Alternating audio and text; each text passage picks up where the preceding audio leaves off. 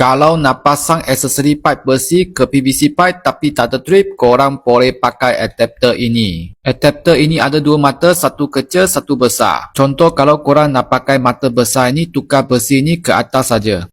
Adapter ini boleh masuk dalam mesin drill untuk buat trip dalam PVC pipe. Cara nak pakai adapter ni senang saja. Korang masukkan adapter ni dalam PVC pipe macam buat diring untuk buat trip. Korang tengok, lepas buat trip dalam PVC pipe, semua aksesori pipe besi boleh sambung ke PVC pipe. Nampak tak, semua aksesori besi sudah boleh pasang ke PVC pipe kalau dalam PVC pipe sudah ada trip. Adapter ini murah saja, tak mahal. Kalau korang nak buat trip kat PVC pipe, boleh dapatkan adapter ini dekat beg kuning sekarang.